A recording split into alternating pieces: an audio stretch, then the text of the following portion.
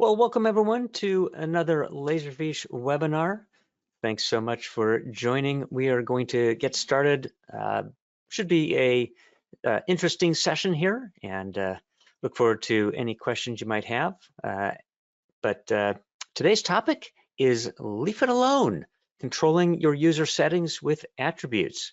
My name is Kyle Niebel, technical trainer here at Cities Digital. Glad to have you all here today. The topic at hand is kind of a fun one. We've got some housekeeping items to take care of before we get into our fun little demonstration and learning. The participants will automatically be set up in muted and muted mode. There is a questions area that you can pose during the session, and we'll be watching that to answer any of your questions as we go through the session here. The slides and screenshots that we will be presenting will be available upon request. So this PowerPoint presentation, if you need it, just let us know if you need a copy of that. You might find some interesting items in that presentation. And this session also will be recorded. You'll see that in our YouTube channel eventually within a few days, as soon as the recording can be uploaded after being edited. So usually takes a few days to get that up there, and then you'll see it there. All right. Our topic today is Leave It Alone, controlling your user settings with attributes. Main topics here today are: what is a Laserfiche attribute? What attributes can be saved for that matter? And if so, how do you copy attributes from one user to another? And what is this I hear about being able to lock attribute groups? Did you know you can lock down some attributes in a group so that users cannot change them? Because as we'll discover, that attributes can be set, but not necessarily be retained after that. A user can change them if they're not locked down. All right, so let's define an attribute. Attributes are a user configured option that might have been saved to the user's account. Most configurations, like a saved search or your column profiles or your options upon import or export, you name it, many of those configurable options that you set as you're using the Laserfiche client application get saved to your user account. That way, if you log into a different machine with that same Laserfiche account, the settings that you would preset on a different machine are going to be available on the same machine or a different machine when you log into your Laserfiche client. And this is applicable in the Windows client, the web client, and even in Laserfiche Cloud. Now, the attributes can be copied to individual users. So if you want to copy a configuration or an attribute setting from one user to another, you can do that. You can even copy it to the everyone group. This is obviously everyone, meaning anybody who logs into the Laserfiche client will get this. We cannot copy attributes to groups. It's just not available. If you go look in the groups area, there is no attributes tab in which we can find any way to copy them. This is all managed by system administrators, typically in the Laserfiche administration console, whether you have the Windows administration console or you're using the web management console. They're found in both areas. We'll take a look at that in our demonstration here today. Here's a few examples that you might have seen in the Windows client, for example. Maybe you've set your column options so that your columns will be remembered for each folder as opposed to the default of applied to all folders. And that setting is an option in your attributes that can be copied to other users. Custom fonts, any of these options for that matter, can be copied. If you customize your toolbar in the Windows client, or you customize your toolbar in the web client, those settings are attributes and can be copied as well. If you've saved a search in the web client or the Windows client, those saved searches are attributes that can be copied as well. I mentioned the column settings. If you change your column settings from the default and then even save it as a set of saved columns, or not, just whatever your column settings are, those are attributes. All right. Specifically, there are about 5 main categories of attributes. One for exporting and importing, one for browsing and searching, one for document manipulation, one for metadata, annotations, and entry properties. And then there's one for some other items that relate to automation and some general help options, your sign in, sign out settings, and things like that. And all of this information is available in the Laserfiche help file. So Laserfiche's online help guide will have this in here. And when you get to these attribute areas, there is a help button normally to allow us to navigate to that help as well. And the fine details of all that is available there. I use that as a reference myself. I don't expect you to memorize, nor will I ever memorize every single thing that can be configured, but they have it here in the online help guide. So how do we copy an attribute? We need the managed trustee privilege that is set up on our account. If we're in a group that has this privilege, that's great. We'll show you what that looks like here in just a moment when we go to our live demo. Now with that, you can then create, if you want, a copy of all the settings you want and download it. You can import it to another user. You can make simple copy and pastes if you want as well. If you're just doing a simple single attribute copy from one user to another, you don't have to save a downloaded copy of all the attributes. You can just make a copy right there. We'll show you how to do that here in our demo. Now what this does is, for anybody using the Windows or web client, this gives them a default set of configurations or options.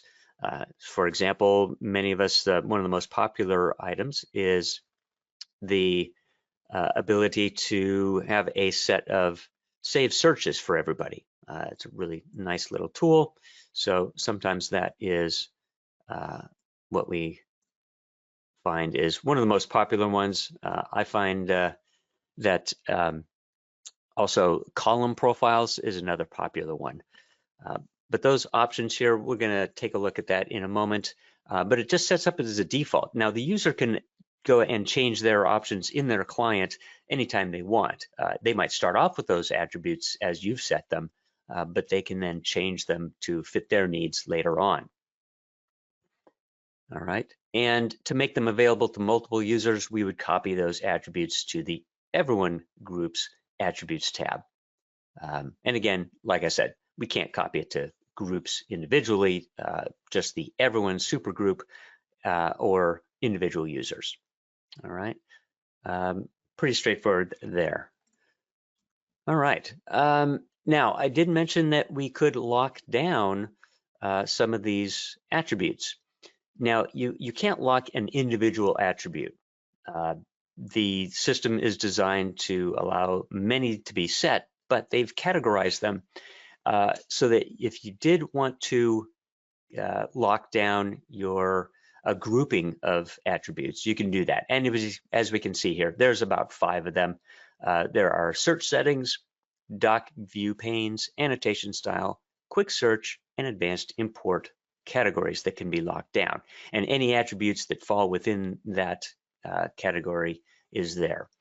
The documentation for these settings and how to do it is in the Laserfiche online help as well. If you don't have access to Laserfiche's support site, it's free, and the support site documentation is available without even needing an account on the Laserfiche support site. The Laserfiche support site does have additional information and downloads, and if you are a Laserfiche client, you can get a free support site account from their site. All right.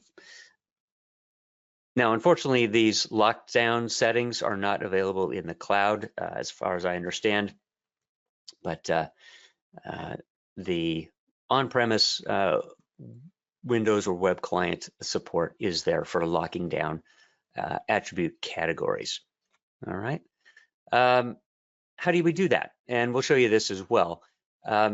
There is a way to add this attribute in, for example, the everyone supergroup as a lockdown. As we can see here, there's a particular way to name that attribute.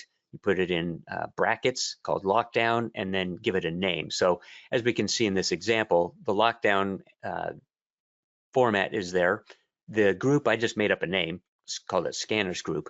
And then the data below in the data box, that includes what the scanner group attribute actually is. This is a security ID, which you can find by downloading the XML for the group or user for that matter.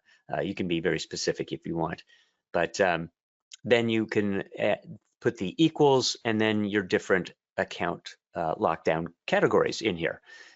This only shows one, the doc view panes, but you could do doc view panes, comma, and then the next other of those 5 lockdown categories in the list that you wanted to lock down. All 5 if you wanted to, for example. All right, here's an example of how you find that security ID. Once you download the XML file for the group or the user, just open up the XML file with a browser and it will show you this info. In this case, it's a group, and the definition shows you your SID, as they call it, and then whatever's in that quotes, that's the actual security ID for the group. You can see the name is on the right there for the scan group, even though I didn't have the same name in that attribute previously, right? You don't have to use that name, just the SID is important in the data. We'll talk about that and show you how to do this live in our demo as well. So why don't we go ahead and take a look at some live examples here and have a little fun with our attributes. All right, we'll start off with our web client here and just take a quick look. And as we can see with this account, I've logged in with the admin account. The account has some saved searches. I have 2 of them in here for training purposes, one called training search and one called my new search. So if we wanted to make a copy of this training search, save search, and give them to as an attribute to somebody else, we could do that simply by going to our management node. Again, if you have managed trustees privilege, and maybe that's all you have, right?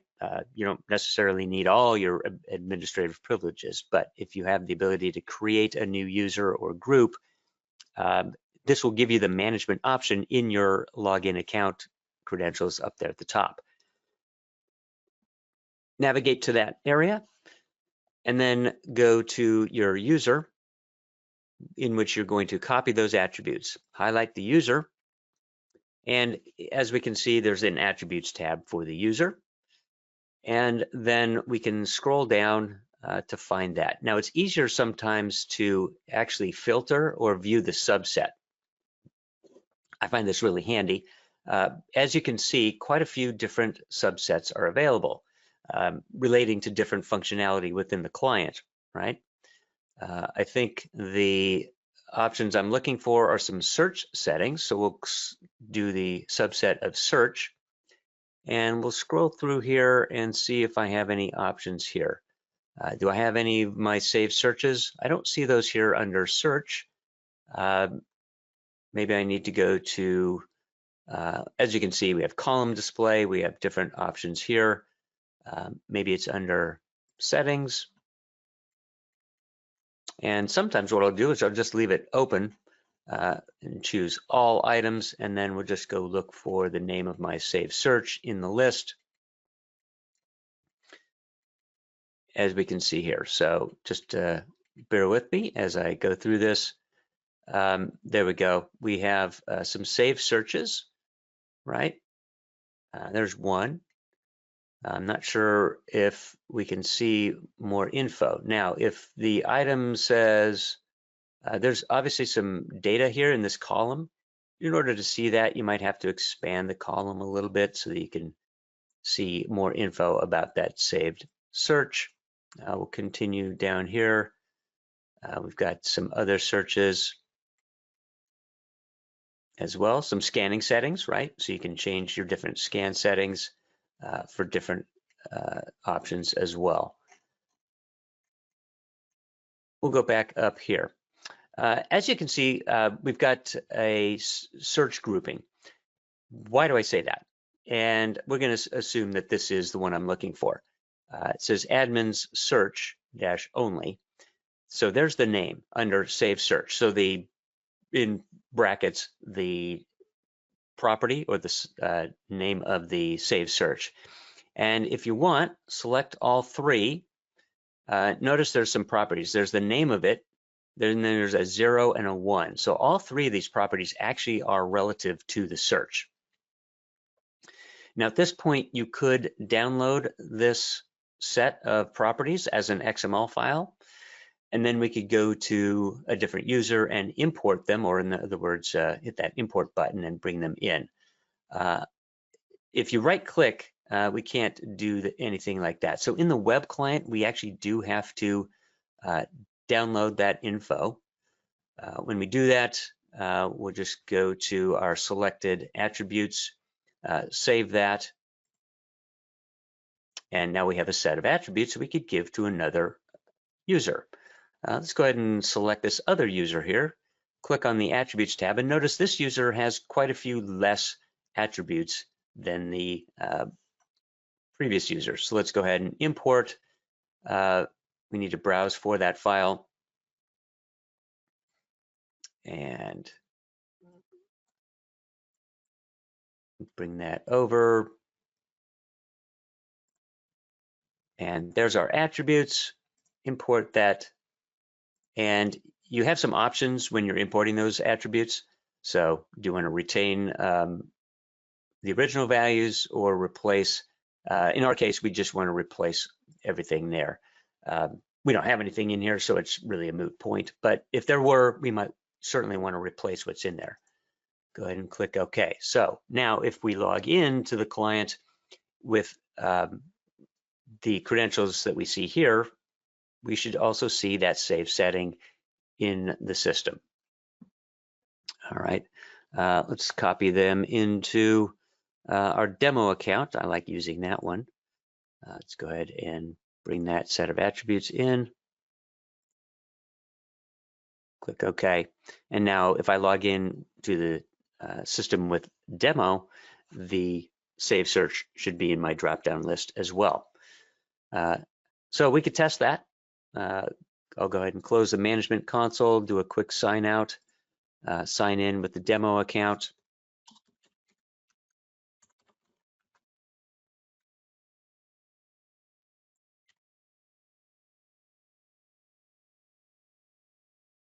There we go.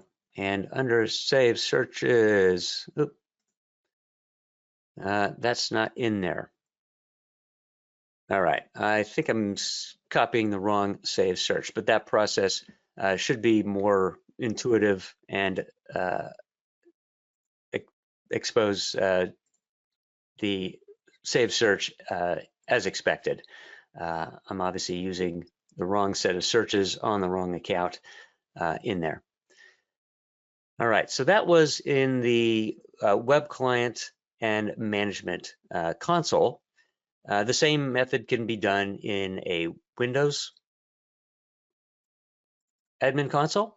We'll bring that up here, do that real quick, show you that. And in many cases, I prefer this only because if you have it and you're on premise, most people have this. It's on the server, and it might even have been installed. This admin console, the Windows admin console, might even be available in a workstation, if not. So I've opened up a user account properties, gone to the attributes tab here, and now we can see we have some of this very similar subsets available. Obviously, we don't have all that. Recent, there's saved search. Okay, so there is a set of saved searches. Remember that one we just copied? There it is. And again, 3 pieces of information. Now in the Windows client, you actually get, if you right click on the 3 properties, the copy option. And so you can just simply copy that, navigate to another user. I'll open up scan in this case, go to the attributes tab, and then you can just paste that set of properties back in. Let's see if there's any saved. Notice I don't have any saved searches in the list. So let's go ahead and paste that in, that set of saved searches, and now we have a saved search subset that wasn't there before. All right. Go ahead and click OK, which is the same as hitting apply and OK to save that to your user. Okay. I'll open that up again and point out that under attributes, you also have the export option and the import option on the right-hand side there. If you need to and understand all the particular data settings on any of these properties, you could theoretically modify the properties. There is a way to find these out. It's usually buried somewhere in the help file. And if you're not finding it there, go ahead and post a question in the Laserfiche Answers forum if you're interested in that. Some of these are very obscure and hard to determine exactly what they mean. I'm not sure what an attribute 3 is, and they're even in the help file. Sometimes you don't get a definition of what's attribute 0, 1, 2, and 3 for scanning commands. But how do you find out what the difference is? Well, you could play around with your settings in your client, and every time you changed it, come back and look and see if the properties on that particular item changed, right? So default document name, some of these stand out and they're just kind of obvious. Others, I wouldn't change them if you don't have a solid idea as to what they should be, okay? Just don't go changing things automatically, like editing the scan volume number. Probably the default, but I wouldn't guess that it's something different if you change that. Okay, so these attributes, export them, import them, you can modify them. You can even add them if you need to. The syntax, as we saw, was bracket, name of the new attribute, end bracket, and then the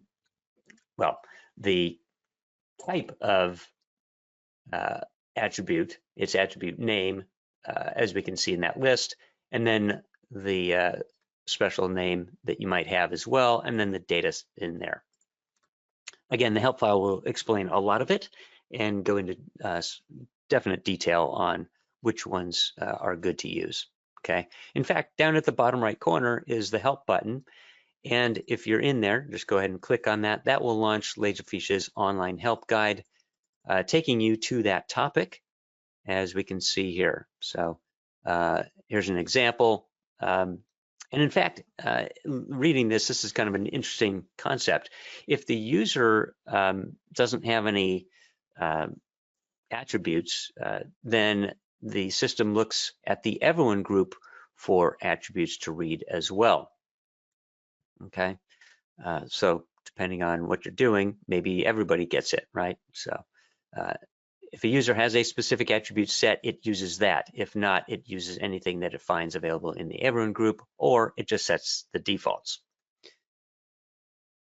The information about attributes, there is a section on the left-hand side, as we can see, of the help guide under trusty attributes, and you can do a deep dive in there for all the information about how to set attributes, what they are, how do you manage them, what's the list of them.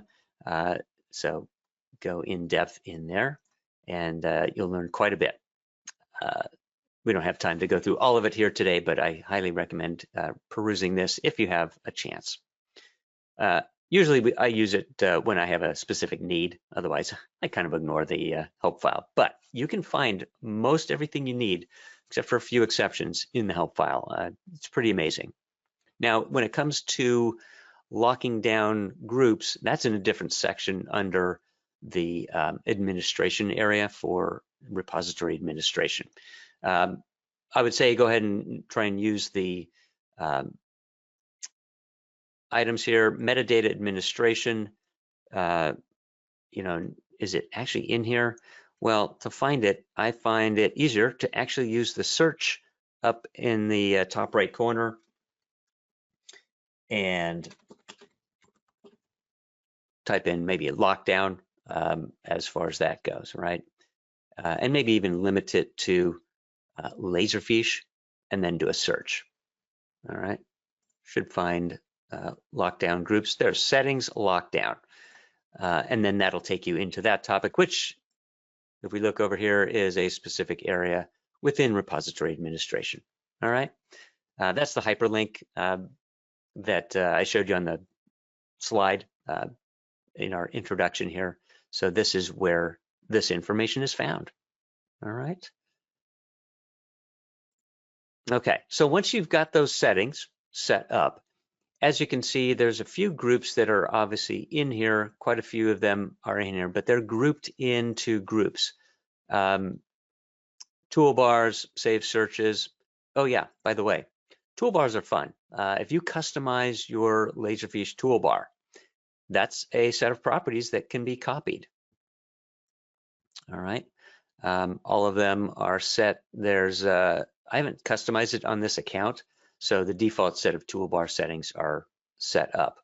Let's see if the admin account has a different look to the toolbar settings. Go to toolbars. Well, it looks the same as well. It's probably in one of the other settings, either the dock frame. And if you ask me what dock frame means, I'm not going to be able to tell you. It's in the help guide. But there is a few items there. Basically sets up the panels and the layouts of that display. All right. So some really fun stuff there. The final topic is account lockdown. And you can do that in any place that you want, but it's either in the web client or the Windows admin console, that's the word I'm looking for, admin console, under everyone. So you need to go to the everyone group. This is a special group. You cannot get rid of it. It's always in there. And anybody who's logging in is automatically a member of the everyone supergroup. There is an attributes tab, and you can add a lockdown group in there. The format is the same regardless of whether you're in the web management console or the Windows admin console. They're both the same. And you just click on the add button or the plus symbol when it comes to the web management console. And the properties look something like you saw in our slide, bracket, lockdown. I assume I'm doing that correctly. Yep, lockdown, and not curly braces. So I made a mistake right there. So hopefully you caught that. We're going to use brackets, lockdown, and then a name. Maybe we're going to lock down a group. And this is going to lock down for a user or a group. Yes, in this case, you can lock down two particular users or groups. That's why it's in the everyone group. We can be specific as to what we want to lock down, group-wise at least, and who is locked down, right? So if you have a specific user, you could do that. In this case, I'm going to give the example of my scan users group. Now, this name doesn't have to be really anything special. This is just kind of a definition, if you will, of who we're locking down. Then the data is the SID, right? And then an equal sign, and then the 5 different properties that you might lock down. In our example on our slide, I was going to lock down the doc view panes group. All right, and within doc view panes group, there is a definition as to what those are. You can find that in the help file. All right. Now, how do we get the SID, right? Or the security ID for that user or for that group? That is done in a different area. So we're going to leave this in place and come back and edit this. So we've got a lockdown subset that we are now creating. So we'll click OK. Is that in the list of subsets? It is now, right? So now we can see that. And there is that name. And we can then modify it and add the SID when we find it. How do we get the SID or the security ID? In the Windows clients, we'll just click OK for now on that. So that's in everyone. Let's go to a group and let's say we have our scanner group. Open that up and there's that group properties. I actually just saw that. And if we go to action, all tasks, export as XML, we'll go ahead and do that. We'll call that something different here. Let's go up to our item here. We'll call it scan group number 2. You can see I already tested this and hit save, scan group 2. So now if we were to actually go and open up that document, double click on it, and that'll open up the XML viewer in your browser. And we can see now there's the group, great. There is our security ID. Just copy and paste or that value. So now we'll go back to our everyone group, open that up, go to our attributes. Let's go to our filter and go to our subset, find that subset. So again, the name could be pretty important, right? And there we go. I've already done this once to a different group. Let's remove that because that's confusing. This is the security ID of the everyone group, by the way. If you're interested, that's what that is. And you could give this setting and lock everybody's doc view panes if you wanted to, right? One of those things. But in this case, just for this, we're going to modify the properties and just replace that with the actual security ID. And then if you had other doc view or other items that you wanted to lock down, you could put a comma after that and then put in, for example, maybe you wanted to lock down the search settings group of properties. You could lock that down too. Click OK, and now that's been set up. Click OK again, and now you've locked down a group of properties for a particular set of users. In this case, the security ID is pointing to that group of repository users called scan group. All right, so if you're a member of that, you will have some attributes set through not your user account because it doesn't have them, but the everyone. Then the system looks at your user account for all the properties and attributes, doesn't find that lockdown group, but also looks in the everyone and finds it there, so it applies it to you because you're a member of the scan group. All right, pretty darn interesting, isn't it? We love to see that, and that is a quick look at our different ways to set and modify user attributes either to everybody or to an individual user. All right. So does anybody have any questions? Yes, we do. If you set lockdown in the admin console, it will be transferred if you're using the web client in the same repository and with that same user account or repository for that matter. Yes, it will translate.